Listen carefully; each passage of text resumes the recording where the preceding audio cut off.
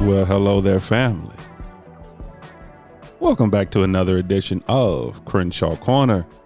I am your host, Sanchez Crenshaw, and family. Oh, we got something special for you today. It's already getting crazy. Family, welcome back. It's been a minute, and we thank you for your patience. The Crenshaw Corner went on a slight vacation, but we are back and better than ever. So family, what you will not hear is my wonderful wife's voice this particular episode.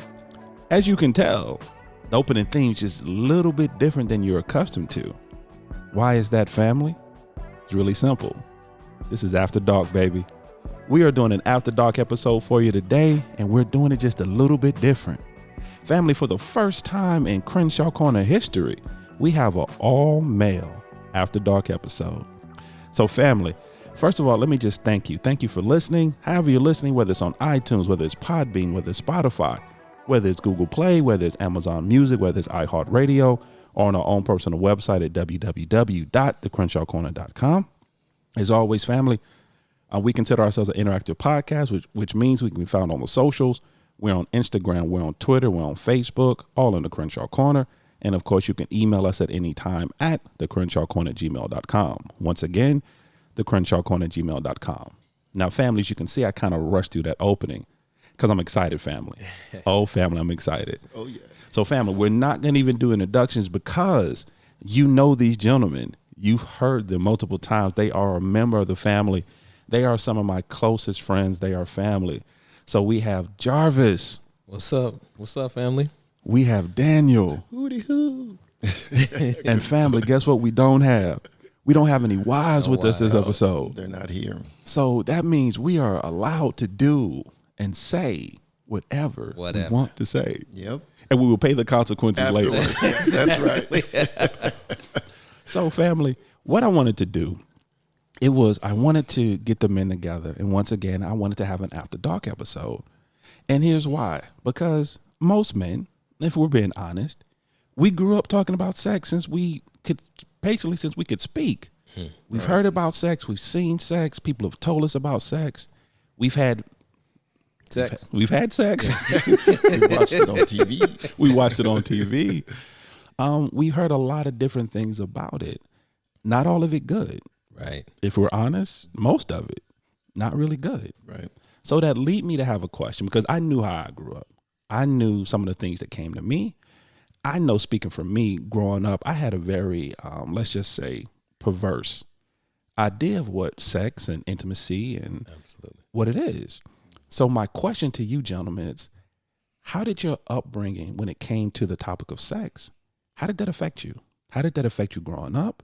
And then most importantly, how did that affect you in your marriage? Because I know it played a huge part in mine and not necessarily in a positive way. So I'm just curious. So Daniel, Mr. Taco Meat, Mr. Chest Hair. How you doing? Talk to me, sir. How did it affect me growing up? Yeah. I mean, I guess the way I learned about sex, learning about it in elementary school, or I guess it was junior high school is when they have sex ed, right?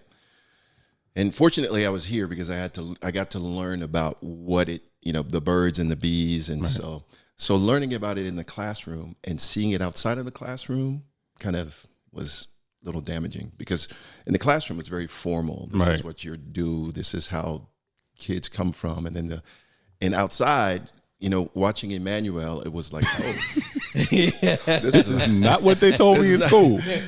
They're doing what they said in school, but the purpose was really different. Right. And so that really impacted me because I had to now reconcile, what is it about? And I didn't have somebody tell me from a biblical perspective what sex is all about. And and so it really impacted how I looked at it.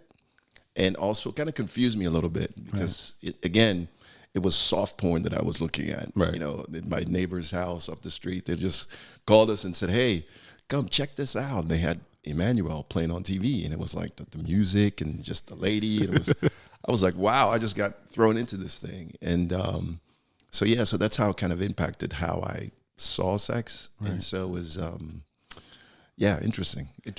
Now, Jarvis, I don't know about you, but it doesn't surprise me, of course, with Daniel. He had the proper education. Exactly. No sex ed here. Yeah, he had the proper. We're going to sit down with the textbook, and he had the proper introduction into it. And his friends up the street were like, they were even in the soft porn. How did that experience go for you, sir? It wasn't soft porn. So for my actual introduction to sex, right? It was a girl who lived down the street. Okay, and her uncle lived around the corner from her and her mom. Right, and he lived in a 1-room apartment. And somehow she was watching his apartment, and he had a pretty extensive porn collection. Oh, wow. So she invited like 4 or 5 guys and 3 girls. Oh. And we just all went, and like me and my brother. We were probably like 9. Wow. Oh, so at 9 we're having a porn party. Alrighty then. Okay.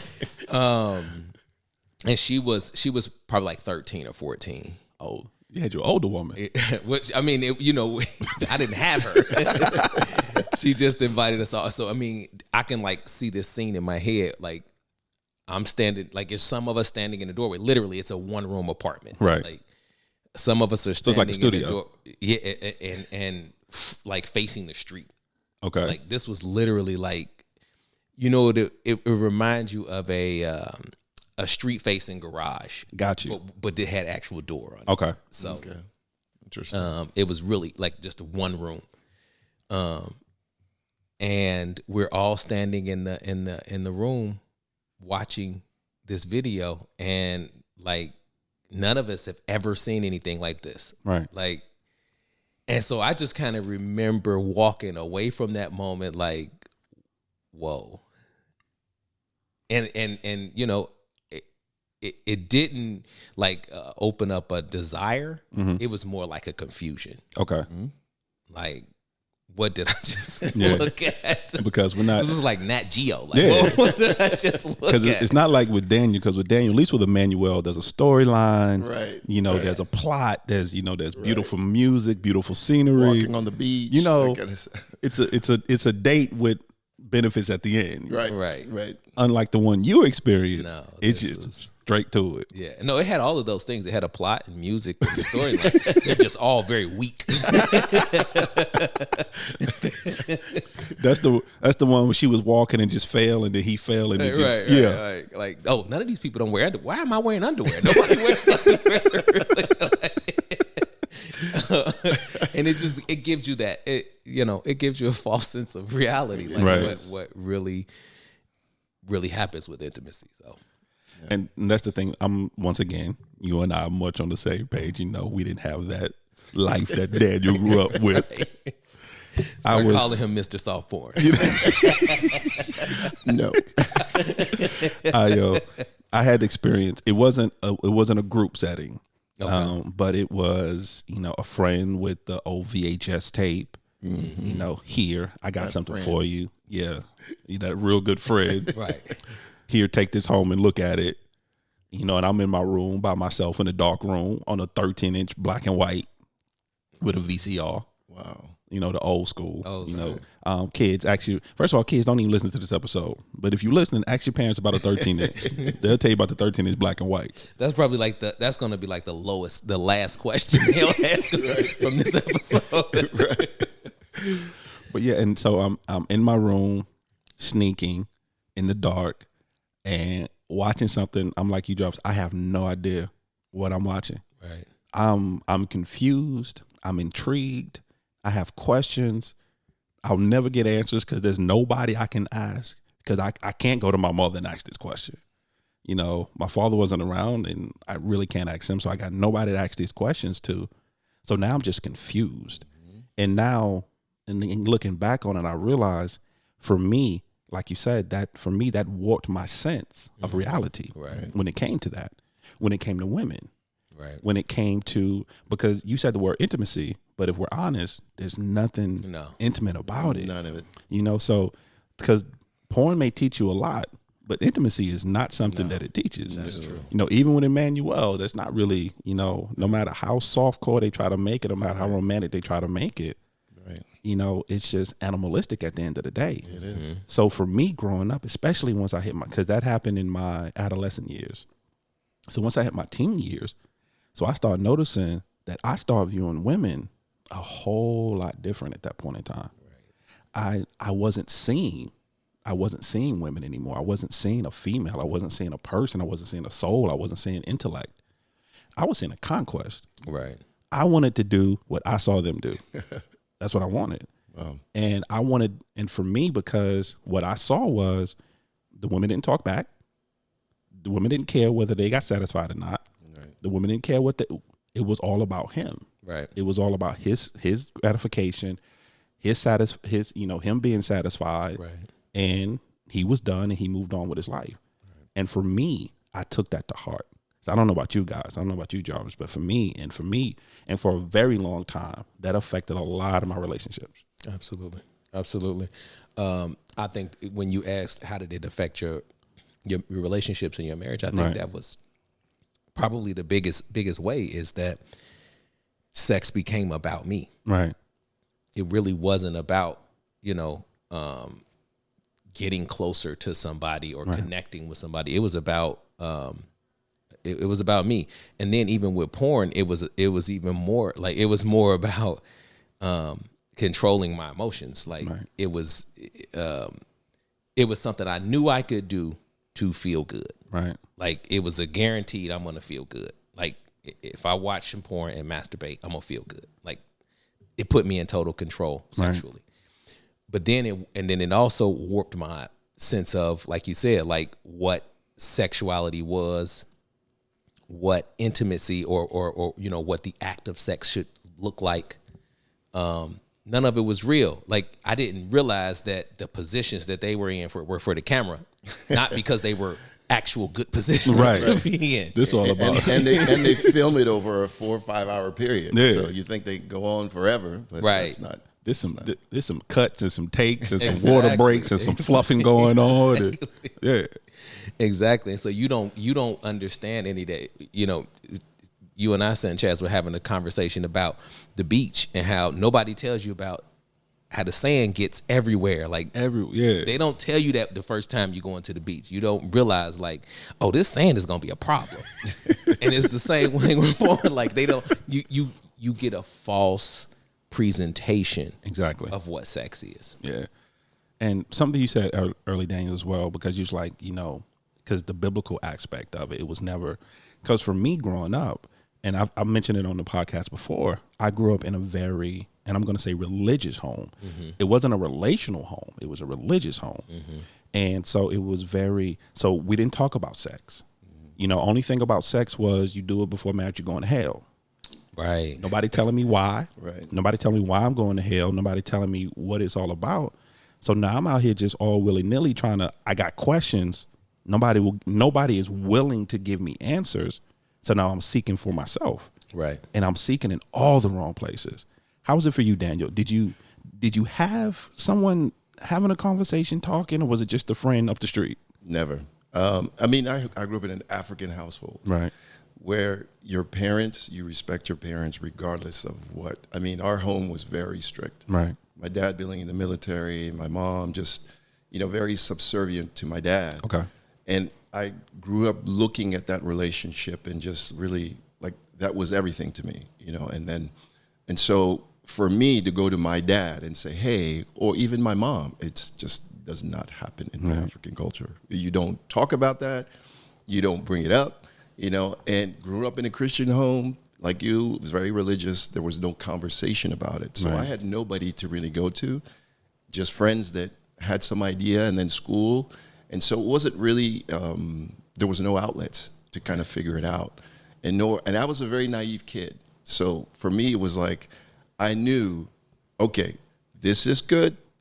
this is bad. Right. And I was very, very, it's strict in that way with myself. And I knew when it was bad, I don't need, because I'm thinking about getting my butt kicked at home. Right. If I got in trouble, so I grew up in a very protected home, very strict home. And so I knew certain things that I just could not do at home, certain things I could not bring up. And so that kind of isolated me a little bit, because even bringing it up to friends or, it's just, I just didn't have an outlet. And so, and then I had friends in neighborhoods that were kind of, I don't know, I wouldn't say they were real friends. They were just guys we hung out with. Right. So I didn't have any intimate friends where I was like, hey guys, let's think about this. Let's talk about this. It was just really flaky. So no real outlet for me in terms of that.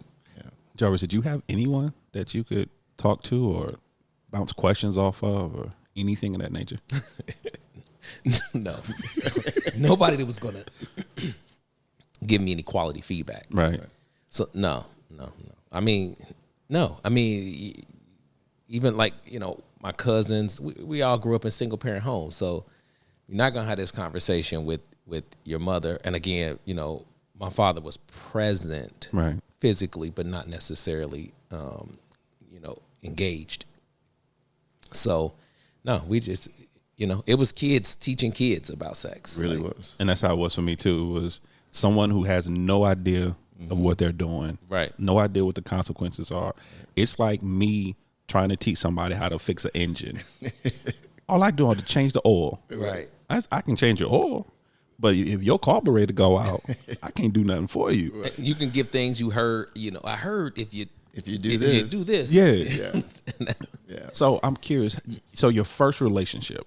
So, okay. So we've all had similar experiences. We had the friends that brought us in and, learning things and giving us wrong information. And now we're trying to seek, we're trying to find. How did that affect your very first relationship? How did that affect? Well, I guess I didn't really think, if I think back to the first girl that I dated, when I say dated, and I think about the first kiss that I had, it was strange. It was like, whoa, you see it on TV, I was 15 or 14 or something like that. I think about the first time I had sex. Right. I was 15 years old. It was my girlfriend's house. Okay. And it weirded me out, because it wasn't like what you saw on TV. It was just, we were both virgins, and so it was like trying to make it happen. Right. Was really the thought process. How does this thing work? It's like getting a brand new car and you're not trying to figure out the mechanics of it. You've heard about it, you've seen the manual here and there, but now that you're in it, like, what do you do? And I think for me, it was more like, this is what you do when you're dating. Okay. You kiss, you do, and then you do this, you have sex. Right. It wasn't anything, I wasn't thinking about Emmanuel, I wasn't thinking about any of that. I was like, okay, I love this person, and this is what we do when you love somebody. Okay. And that's really, so it was weird. It wasn't like you see on TV. It wasn't romantic. It was just like, all right, this is what we do. Let's do it. And then we did it, and it was like, okay. It wasn't very. Now what? Yeah. Yeah, right. It wasn't very satisfying, I would say, because it was just so hard to just figure all of it out, and you had so many things going. And, Right. It got better as things progressed. Make sure you throw that part in there. It got much better, but the first time was not what I expected. Do you even know why you did it the first time? Because the thought process was, you do that because you love somebody. Right. There was no other ulterior motive for me. There was no others. It was like, okay, we date, and part of dating is having sex with the people you date with. That was it. There was no. Because the crazy part for me, and Jarvis, I want to hear that perspective from you as well. But for me, the first time I had sex, I can't even tell you why I did. I don't know why I did. Right. To be honest, because it's not something I necessarily wanted to do. It's not something I felt like I had to do. I'm gonna be honest, and I'm 43 at this point, so, and I'm sorry. I'm gonna apologize to her now if you listening. I'm sorry, but it lasted like 30 seconds. I'm gonna be honest with you. I was right. I don't even think I got the condom on good. I don't even know. So I'm trying to figure out why, because I don't, to this day, I don't know. Because were you in a relationship with that person? I was not. Okay. That's the thing. I was not. She was and when I say this, I am not being disrespectful, so please hear my heart. But she was just some random chick in the neighborhood. Right. It's really what she was. We were not in a relationship. She actually had been dating my friend. She was one of those young ladies that she just, for lack of a better term, it's after dark, but I'm gonna still be respectful. She knew a lot of people in the neighborhood. Right. We just leave it like that. Yeah. Right. So it wasn't, and I just happened to be the next dude up. Right. And I don't even know how I got there, to be honest with you. I don't even know how I got in the situation. I necessarily didn't want to be in the situation, but I was in the situation because I could be, and I felt like I'm a dude, and and looking at my father, and then looking at all the men around me, it's like, I guess this is what I'm supposed to be doing. So let's go ahead and start the process. What about you, Jarvis? How was it for you? The first time, so I was again very confused by the visual of sex, right? So I didn't really pursue that. What I was seeing, like I didn't pursue it at all. I was into athletics and didn't really care about necessarily care about females. Like I just didn't care. That wasn't what my focus was. My focus was athletics, and I was really focused on that. So the first time I had a girlfriend, I think I was 15, and even then I didn't really care about it, but she did. Okay. So how I kind of ended up getting into it, she said, I think she kind of, hearing what Daniel said, I think that was kind of her mentality was, if we're dating and you love me, then we should be having sex. Okay. I didn't care. I just liked being around you. So she was like, why don't you ever try to do anything? Right. Are you gay? Was I was like, was she a virgin? No. Okay. No. Not do you respect me? Not do you care? Just, you don't want to have sex, so you must be gay. Yeah. Wow. Okay. Cool. So obviously, I'm like, no. Let's do it now. As a matter of fact, now she done hurt your pride. Exactly. So the first time we're in the hallway of a hotel, like, yeah. Oh, okay. Okay. Yeah. Like, and to be fair, like this young lady, she had been adopted and had been being molested by her adopted brothers. Right. So her view on sex was already skewed. It's very skewed. Yeah. You know what I'm saying? So for her, it was like, you don't like me if you're not like what you don't like me. Wow. Mm. And that's a whole different conversation right there. Oh man. Yeah. So and honestly, I had been molested when I was young too. Okay. So that also kind of scared me about sex. Just like the experience that I had went through was traumatic for me. So I was just kind of very cautious about my body and stuff like that. Right.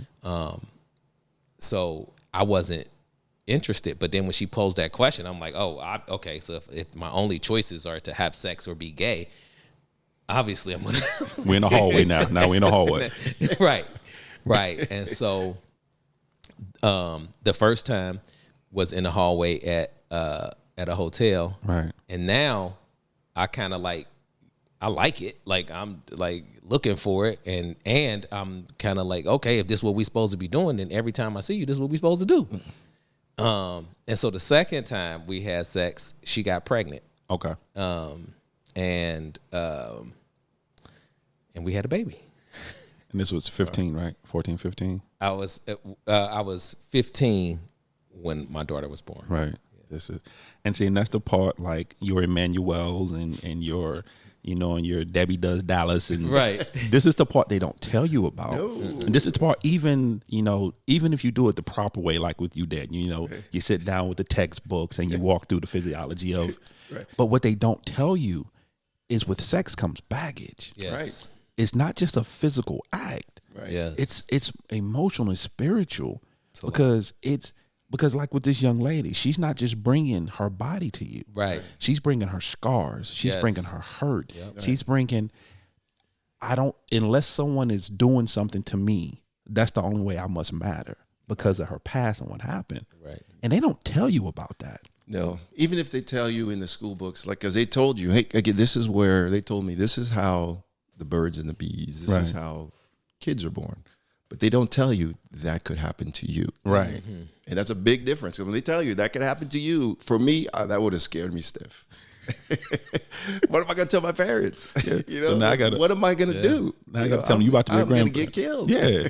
And they don't tell you about that. And like for me, because and when I really have honest conversations with myself, from the time I started having sex until the time I married my wife, Angela, there was a period of time, it was never about anyone but me. Absolutely. Right? I didn't, to be honest, and if we're having a real honest conversation, the first time I had intercourse is with my wife, Angela. Mm-hmm. And now understand, she's not my first wife though. Right. You know, I've been married before. Right.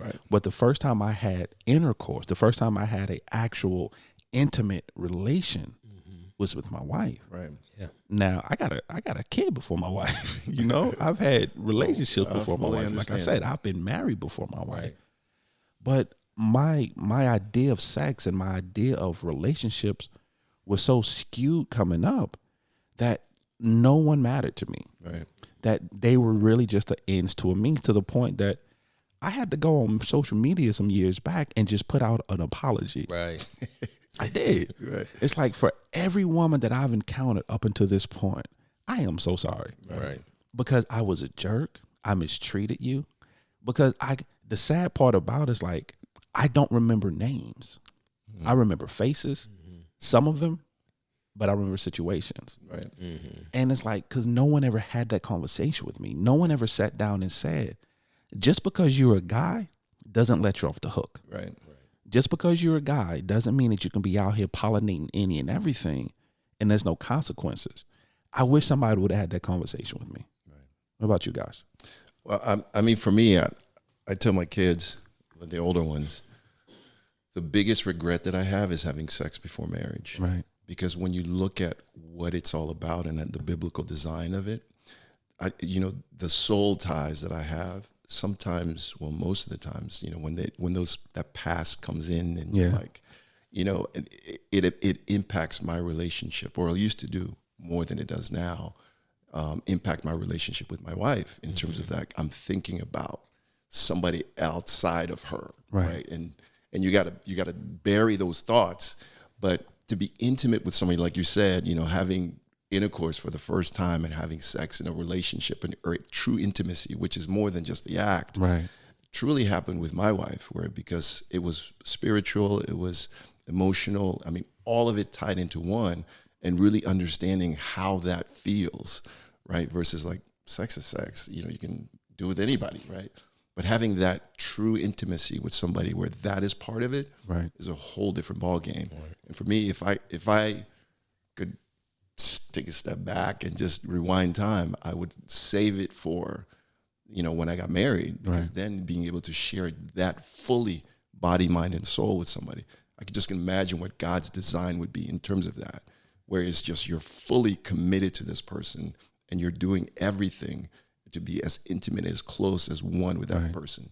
It's just so powerful, So when I think about it, it's like, oh well, I wish I didn't. Yeah. But God has restored that, and now I'm like, oh, okay, this is what it means now. This is true intimacy, and and it starts in the morning. It doesn't start at night. Right. So my mission definitely starts at the beginning of the day. I tell my wife all the time. And the goal is, as much as we're guys, the goal is always to get in. Yeah. But you started early. You started early. It's like Pinky and the Brain. What are we doing today? Right. Same thing we do every day. That's right. Trying to take over the world. That's it's the goal every day. Yeah. So I'm curious, Jarvis. So let's say if time travel was possible and you could go back to this version of you and go back to that 14, 15-year-old version of yourself, what conversation would you have with him? Wow. The first thing I'm going to try to contextualize sex for you. Right. Like that's what I'm going to do for me. Like, it's actually what I do with my sons is don't tell people that sex is bad. because it's not. Right. Even when it's out of context, it still feels good. Right. But ultimately, what are the results of the experience? And that's really what you want to be in control of. Or what are the results of the experience? Right. And so, at its core, sex is on a physical level, it's for reproduction. At a spiritual level, it's agreement. Right. It's a covenant. And so, having that conversation with my sons that I felt that I needed was, look, if you agree with everything about this person, then okay, you could have sex. But when you look at the reality of who you are, you're not even sure who you are. Right. So how could you agree with everything about this person?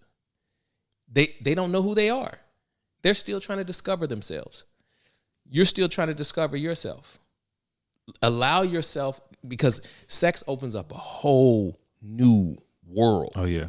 It opens up a whole new world. You know, nations are conquered over sex, like really over masculinity. It's powerful. Yeah. A whole city fell because of one young lady. The city of Troy fell behind one young lady. So, Sodom and Gomorrah fell. Yeah. Over sexuality. Yes, sir. So it's a whole world. And so what I've told my sons is, look, until you discover who you are, stay in your world, like trying to figure out who you're supposed to be. Right. What did God make you for? How do you perceive the world before you open up that door of sexuality? It don't matter what your friends say, because they don't know who they are either. Yeah. And then they've introduced sex, and now they're trying to pretend for the opposite sex, but they don't know who they are. Right. So it's again, I'm 3 out of 4, and then one who like, let me see. But it's just really putting it in context and being real and not lying about. The lie about is don't feel good or it's not good or just that it's a sin. If it's a sin, why does it feel so good? Right. Right. But the sin is that it causes separation from your agreement with God. Right. So, yes, it's a sin, but explain to me what does, because obviously the world is telling me that it's fine. Right. So you telling me it's a sin it's a million to your one. Damn. How do I balance that? Yeah. How do I balance that? So I'm not gonna lie to you and tell you that it does feel good, but it's designed to be placed in a context. Right. It needs to be in its proper surrounding. Right. That's when it's good. Right. What about you, Daniel? You can go back to that 16-year-old version of yourself, and what conversation will you have with him? I try to keep it simple. I guess I'm about to have a 16-year-old son. What am I going to tell him based on what I know? Right. What I know now, but that he can digest at his 16 years, at his age. Right. And what I would say is what is the purpose? Understand the purpose, right? What God has designed for what this is supposed to be used for, right? It's for a committed relationship, as Jarvis said, it's a covenant, right? It's and just really giving him an understanding of not, that 100,000 foot level, right? But for his basic understanding is like, what purpose are you like? I love what he said. Is like, who are you first of all? What is your purpose? What has God called you to do? Understand what God's called you to do as a young man, as a boy, as a Christian, and then just walking him through the steps in every relationship as much as possible. But really giving him a firm biblical understanding and then really just being plain about the fact that it's sex within itself is good. Right. I mean, it's feels good. It's, and then really explaining all that stuff to him so that he's not, when it does happen in that context of a relationship, he understands. And also just, you can't isolate what you say. Like I can't just say, okay, we have to talk about the relationship. We have to talk about all of this. It's not just stuff sex that in a goes, vacuum. right? Yes. You've got to talk about all of that. Are you pursuing somebody for what is your purpose in pursuing them? So there's a whole package that goes along with it. And once you explain everything to them or him, then I can, put it in context a little bit better. But it's more than just sex. So one of the things that the Holy Spirit taught me, because through watching porn, through just kind of like having that fantasy mindset, right. I struggle with how I looked at women, right? Like they were very much objectified in my mindset. The Holy Spirit had to teach me how to see women. And so for me talking to my sons is like really the most important choice you're ever going to make in life outside of choosing to follow God is choosing the woman that you're going to pursue your purpose with. Right. That is the most important choice you're going to make as a man in life. Right. So like you said, sex is not in a vacuum. It needs to be with somebody that fits all the parameters for you and purpose in life. Right. So this is kind of how the Holy Spirit kind of helped me to change the way I looked at women. You can have as many sisters as you want. Right. You can have as many mothers as you want. You can have as many daughters as you want. And you never look at any of those sexually. You can only have one wife. Right. That's a very important choice. Right. And once you make that choice, that's the only woman you can look at sexually.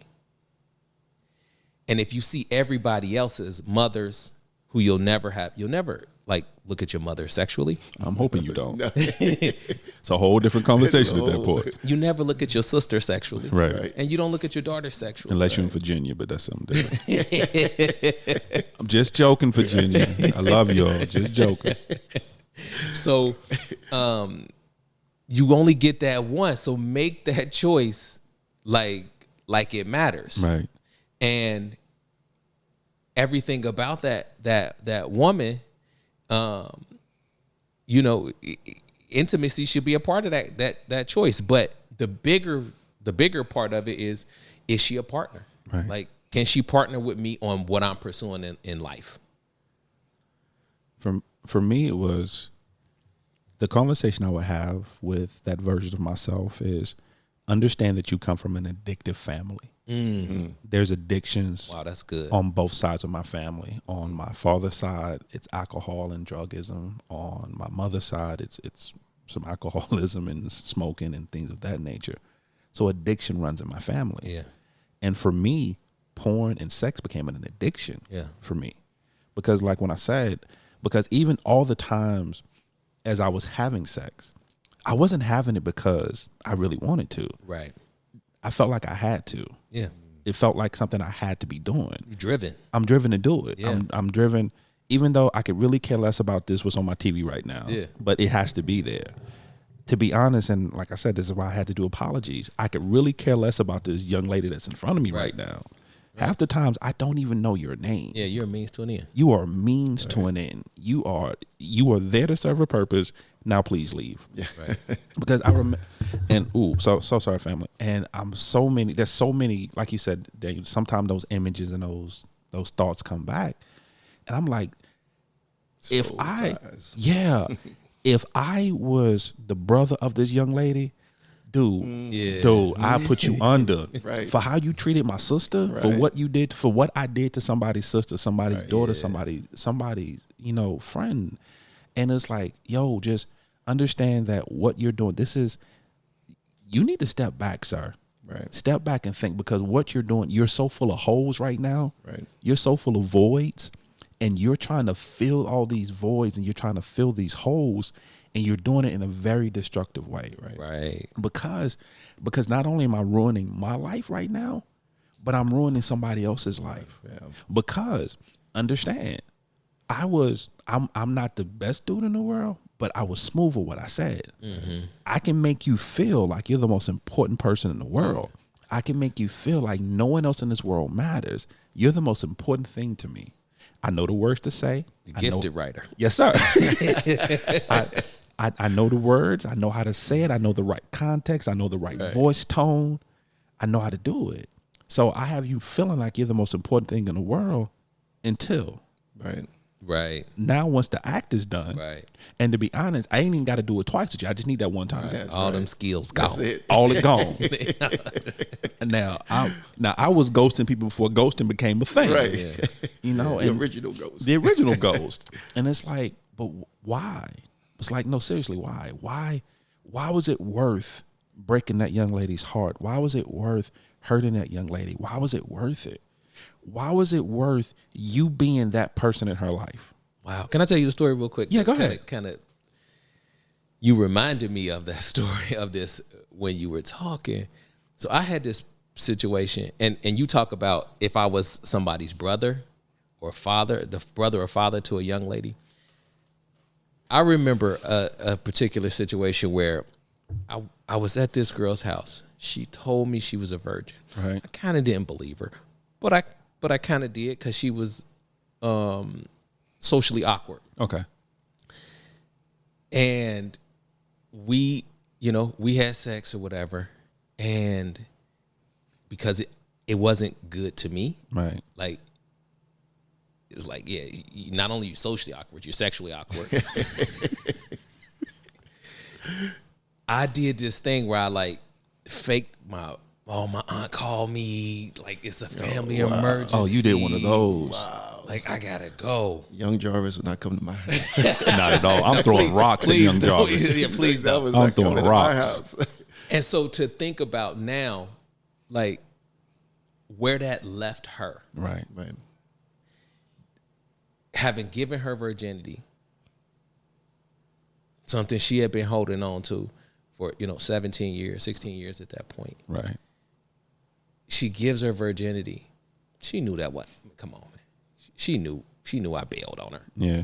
Like, no matter how the story sound, like. Yeah. Right. But to leave her there in that moment, like, how cold and cruel that was. Yeah. And that's something I wish that someone would have took the time to taught me.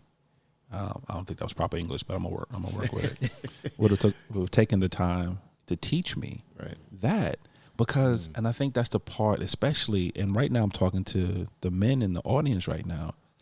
It's not just a one-sided affair. Right. It is not just you getting yours, because there is another person within this. One thing I always taught my sons growing up is that you respect her even if she doesn't respect herself. Yeah. And that's something that I wish that someone would have told me growing up, because if I would have thought about that concept of, regardless of what I think of her, regardless of what she's portraying, because once again, like the young lady, your first experience, she had so much baggage, so much pain, so much hurt. She didn't know why she was doing what she was doing. Right. It wasn't because she just really wanted to be out here having sex. No, it's she tied her worth to it. Right. That's right. For me to, because of what happened to me, the only way I can feel wanted is you have to be doing this to me. Right. And if we think about that, why are you in this? Why are you in this situation? Why are you there? What's gotten you there? Right. And even I say this, even if you think she a hoe, every hoe has a story. Right. Yeah. Nobody just woke up one day and was like, you know what? I want to be out. I just want to be a hoe today. I done looked at the resume for hoism. Yeah. And I just want, no one does that. Right. There's brokenness there. There's pain there. There's hurt that got a person. Every hoe got a daddy issue story. Exactly. Yeah. Exactly. Just like every stripper working through college and every hoe got a daddy issue. And here's the thing. Understand when I say this, that works both ways. Yeah.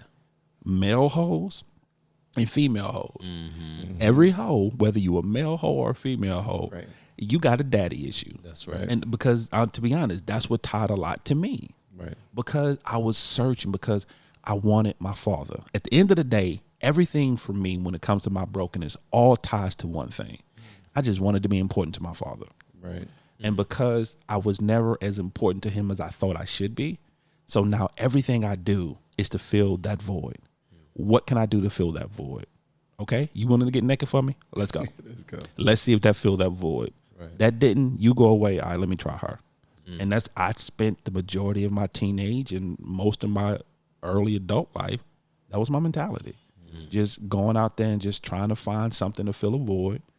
And once again, not realizing, dude, you know how many people you've hurt along that way? Right.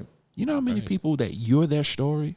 Wow. Yeah. Right. That you're their turning point. Right. In the process of healing or trying to heal, you're hurting. You're hurting. You're hurting others. Yeah, that's I mean, think about it that way. And go ahead, you said something? No, go ahead. No, I don't know, family. The reason I wanted to have this conversation, I wanted to have it for a reason. It's because right now when it comes, and this is just my opinion, you guys may disagree. Please let me know if you agree or disagree. But the male species is broken in a lot of ways. Absolutely. Because we've been taught for too long that our worth is tied to our sexuality. That because we're taught that as a man, before you settle down, go sow your seed. Go be with as many people as you need to be. Go be, a man is not supposed to be monogamous. Go out there and just go. Right. Not realizing once again, you're doing all that, but you're doing that with somebody's daughter, somebody's sister, somebody's auntie. Right. Is it worth it? Is it worth having all these bodies in your wake? Is it worth having all these broken hearts, is it worth it?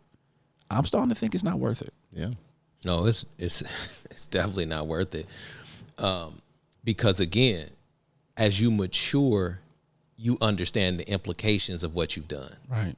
And like Daniel said, you have all these souls tied to your soul. Right. And the branches that came off of their life that you impacted from the decisions you made, that doesn't feel good. Right. Speaking of the young lady that I mentioned just before, that lady's now a lesbian. Oh, was I a part of that? The hurt that I caused her in that first experience with the man. Right. Did that impact that decision that I don't want to deal with men? Right. Like, I have to deal with that. Right. Like, so it's not worth it. It's definitely not worth it. And then even beyond your past, how is it in your present? Like, how do you treat your wife now? Right. Because of all of those things, or how you view sex, or, I think Daniel said, or I think it was you, Sanchez, said that, it took you to your second wife to really understand intimacy, right, not sex. Right. And that it was the same way for me. Like, I really just, D and I have been married for 13 years. I think probably, so it took to right before we got married, because we didn't have sex before we got married. So we were together for 2 years. Then I got saved and we stopped having sex for a year. Right. The first time we had intimacy after we got married, after not having sex for a year, was the first time in my life where I didn't feel driven to have sex. Got you. Like, there wasn't something pushing me. Right. Like, prior, I went through a whole marriage with, if I wanted to have sex, like, nobody going to sleep tonight. Like, you gonna wake up and I'm gonna be fish in my house stop swimming. Nobody going to sleep tonight. So it was the first time that I had sex, and it didn't feel like something was pushing me. Right. And it felt awkward. Like, to the point where it was like, I don't really know what this is supposed to feel like. It was, and the funny thing was, when we talked, D and I talked about it, maybe about a week later, right, she's like, I felt the same way. Like, it just felt weird, because it was the first time we chosen to have sex and weren't driven by lust, where it's, lust is saying, no, you finna do this, like somebody, like it's finna happen. Then it took probably another, I hate to say it, probably another 5 or 6 years before it was like, I understood that it wasn't about, that I didn't take her denying me sex as rejection. Right. Because I took it that way every time. Even though I knew she didn't feel that way, it still felt like rejection. Yes. It still felt like maybe I'm not worthy. Yeah. Been there.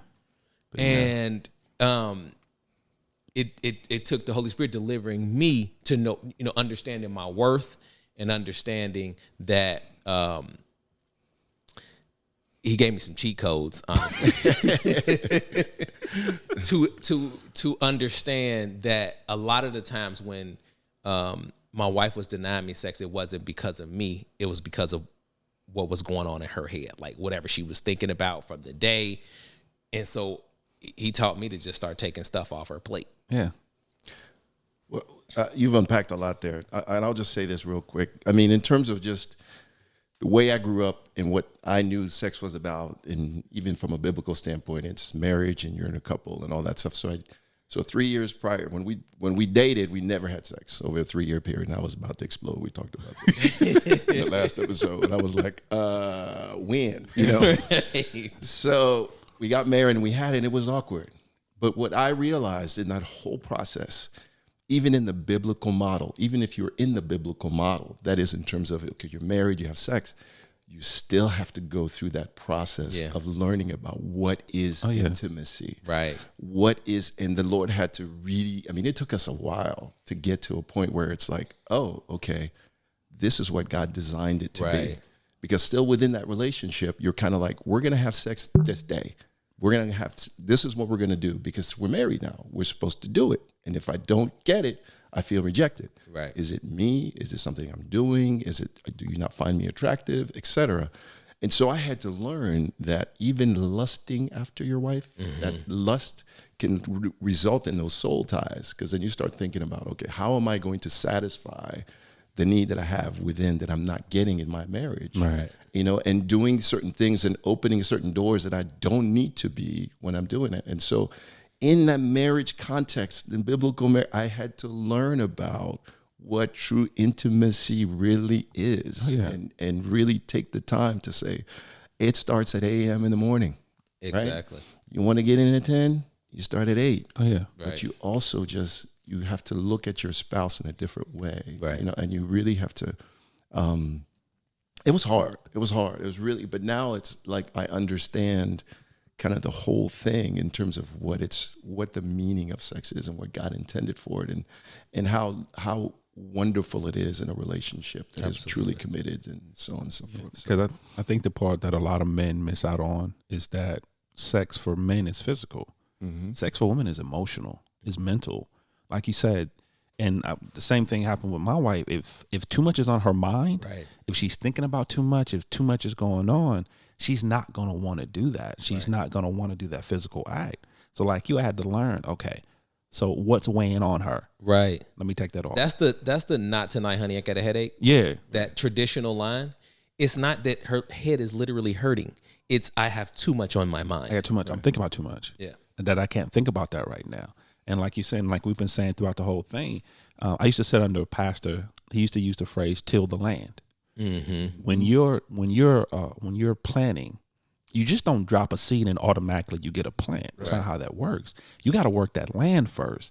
You gotta till that soil. You got to do some things first before you reap the benefit of that crop. Right. It's the same thing. Right.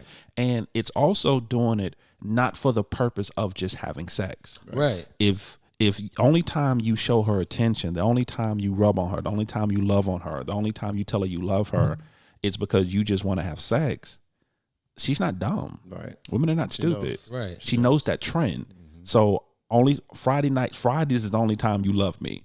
Right. Thursdays I don't hit nothing from you. Thursday you don't hug me, you don't touch. Oh, but Friday, now it's all about me. Right. See, and you got to understand the cheat codes.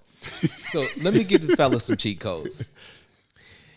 Number 1 cheat code, cleaning. Oh yeah, that's the number 1 cheat code. Now you can't do it too often because then it loses its effect. And it doesn't work for everybody. But go ahead. True. Now, that's the number 1 cheat code for most men, because if your wife is usually the one that cleans, if you hit that house, she almost feel obligated. Like, I'm going to get this man something. And you got to use them in combination. You can't just use one cheat code. Right. You got to use them like, okay, this one I'm going to use left, right, up, down, up, down. But you got to use them in combination. So the other thing is surprise her. Yeah. Always be surprising your wife. But you got to understand what surprises your wife. Right. You can't. This is the thing I love about God. He tells us how to be in marriage as an individual. Yeah. Husband, be this. Wife, be this. He does not tell us how to be how to be a couple. Right. He doesn't say couples be this. Right. Like your marriage should look like this. He doesn't say that. Nowhere in the Bible does it define how your marriage should look. Right. It defines how you should look as a man and how you should look as a woman. Right. What your role is and what your role is. But how it looks, it's too many people to give you a formula for how your marriage should look. Yeah. So understand what your wife and what surprises her. So keep her surprised. If she asks you to do something, do it. Just do it. It's simple. Yeah. Do it. It's the simple things. Even if it ain't important, I had to learn. Just because it ain't important to me don't mean it's not important, to her. Now, if I don't do it and she's still thinking about it 3 days later, she don't want to have sex. She's still thinking about the thing you didn't do. Right. And so for me, when you talk about cheat codes, I had to learn all of that, in that it was so much about what do I do to get there versus what do I do in paying attention to her. Right. One of the scriptures that I love is like, husbands, live in an understanding way with your spouse. Mm-hmm. Understand your spouse. Know who she is. Right. So my number one cheat code, is that right? Mm-hmm. Cheat code. Cleaning the fridge. The first time I cleaned the fridge, he was like, "Oh, you cleaned the fridge. Come here." You know what I'm saying? But that's in my home. It works for me. It worked for me. But I found out because I was tilling the land. I was trying to figure, and I didn't have any motives in mind. Exactly. Right. And it's different when you have that in mind versus like, you know what? I want to understand my wife. Yeah. I want to love her. I want to care for her. So Pay attention to your wife. That's right. Don't pay attention to the Instagram model. Don't That's pay right. attention to the chick on TV. Don't pay attention to somebody else's wife. That's right. Pay attention to your wife. Right. Learn what your wife likes. Right. Every wife don't like a surprise or just a bow on your penis. That don't work for every wife. You talking about surprise? Right. No, that don't work for everybody. Right. You gotta, like you said, and I love the fact that both you said this. You have to pay attention to your wife. It's about learning your wife. And that was the hardest thing for me, because growing up, I tried to have a template. I tried to put everybody in the same mold. I'm going to act the same for everybody. I'm going to say the same for everybody, and I'm going to get the same result for everybody. Yep. My wife taught me, nah, dog, that don't work for me. Right. You can't, this what you doing, this pretty boy thing you doing, this licking your lips, and that don't work for me. That's hilarious. Yeah, that don't work. You got to try something different for me. That don't work. So it forced me. And that's the reason why, like I said, for the first time with her, it's the first time I actually had intercourse, the first time I had intimacy, because I was forced to learn her. Right. Right. She didn't take me at face value. Right. Everyone else, good, bad, or indifferent, took me at face value. They believe what I said. Mm-hmm. She saw through the BS. She said, that's not you. Right. And until you show me who you And are. your wife will call you out. Like, Seriously. And they will. And they will. Go ahead, Daddy. To add to what you're saying, I mean, one of the things that I guess this is a cheat code for men, just because you're married does not guarantee that you're going to have sex all the time. Exactly. And one of the things you have to really think about is like, what are the things that you did to get her? Right? You continue, because some men get married and it's like, I don't need to do the things that I did. I got her now. I got her now. And it doesn't work. You got to go. And if it doesn't work, just remember, what did you do to get her, and do those things, because that's the only way it's going to. Yeah, you have to be laying track, not laying pipe. I said laying track. You have to be laying track ahead of time. You can't wait till you get to Friday night to start saying, I'm going to prepare for us to have intimacy, for us to have intercourse. Like, you have to be working on that all week. And it's not and Daniel said something that's really important. When you're fasting, you know that you're going to get a result from God from fasting, but you're not fasting simply for the result. Mm-hmm. So it's the same with your wife. Like, you know that you're going to get a result if you do certain things, but you're not doing the certain things for the result. Yeah. You're doing them for her. Yeah, because you love her. Right. And the result comes, it just comes as an added. So if you really allow yourself to understand your wife and you could be working on You could be working on Tuesday sex last Friday. Oh yeah. Right. I'm working on Wednesday sex on Sunday. I'm working on like you could be setting up just and ultimately it's the more you take things off of your wife's mind, Right. the more free she is to enjoy sex with you. Because women like sex. They do. Yeah. They enjoy sex. But they have to be mentally free to do it as often as you want to do it. Right. Yeah, and Sanchez said men, it's a physical, women, it's emotional. It's really understanding the difference between men and women as it relates to that. Yeah. Will help you guys, Yeah. us. It's helped me tremendously because, me pulling down my shirt, no, it doesn't work for my wife. It just doesn't That's work. cute, no. That's But- right, No, right. but my refrigerator needs to be clean. Right. But men are visual creatures. God yeah. created us. We see. Talk that's why- about that, Daniel. That's why they market. visual. They market to us, right? It's like, Do they when though? you watch TV? Hold on now. Let's get real. You brought up something that really touched my soul about these wives out here. Now, I had to tell my wife, you my Instagram model. Right. Right. So if you don't, I don't get to go out and look at Instagram models. Like, I don't get no porn stars. So you gotta be that. Like, I don't want you in a flannel joint. I don't want to see that Every like, day. No days. Like every day, I could go out and look at Instagram models and be very much visually satisfied. Right. I don't get that option. Right. You that option for me. So you have to keep that in mind. If we go out on a date, I don't need you in a sweatsuit. Like, But that's for you, right? And that 'Cause that I'm is- visual. Yeah, 'cause you're visual. But that's for you in your context. Like, so there is the modesty aspect, right? There's the aspect of like, okay, this is for you, Right. But then we go out. I don't want my wife showing because we're out. Right. Other people are going to see that, and other men could have that. Well, a lot of men have that because we're visual creatures. I don't want anybody else to trip up because they're seeing. So for me, it's like there's the modesty, and she understands that because that's. Right.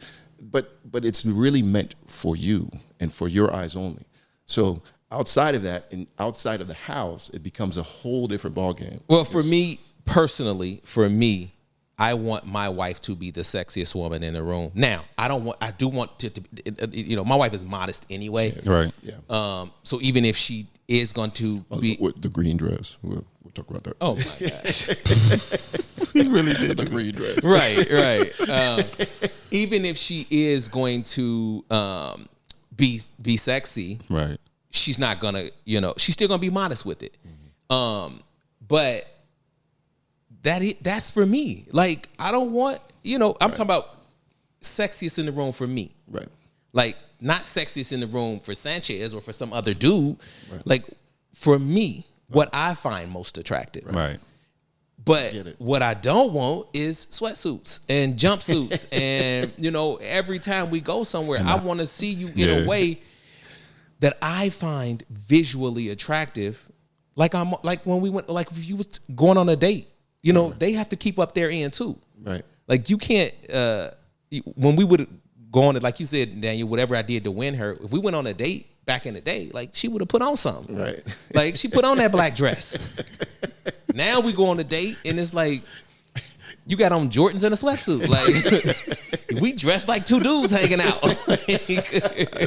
I think we missed that point too, and it goes both ways. Now you touched on it from a male point of view. When it comes to our wives, we have to do what got her. We have to Right. do the same thing to keep her.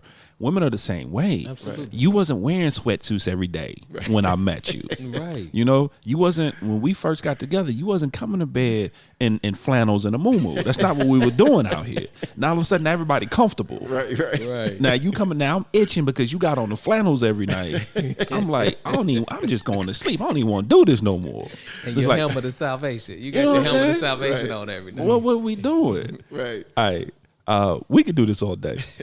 But I do want to be respectful of everybody's time. So just, first of all, gentlemen, thank you. Thank you for having this conversation. Thank you for being open. We got to do this again. I kind of enjoy this. Yeah, Daniel, what's your final thought for the family? Wow. I'll divert to Jarvis. Final thought, and then let me think about it. Final thought, Jarvis. Okay. Final thought for my man. The ultimate way to really open your wife up, because you've really never experienced intimacy with your wife until you've got her open, got her mental walls down. Right. Is to love her. Like, to deliberately show her that you go out of your way to consider her first. Right. You will find the best sex you've ever had when you got a woman that knows she is loved without question. She knows she's loved. That's going to be the best sex you ever have in your life. Because until you've had sex with your wife and when she's fully open, like she's a flower fully bloomed, you haven't really experienced her yet. Love it. Daniel? For me, I think true intimacy starts with intimacy with God. You know, knowing and understanding whose you are in Him as a man, right, as a husband, as a father, and then that everything else is driven from there. When you have intimacy with God, your relationships are better, especially the most important relationship, which is the relationship with your spouse, becomes really, really whole, and it becomes really, really just well-defined, and there's purpose to it. And so that's what I would leave with you guys. I'm going to do my final thought. I'm going to quote a great African prophet, Rafiki. And he said, let the past be the past. Gentlemen, we've all made mistakes. We've all have done things, have said things, have made decisions and made choices that, given a second chance, we wouldn't have made. Right. However, the past is the past. We no longer allow our past to dictate our present or dictate our future. Make the pivot, make the change, and move on. Amen. That's my final word.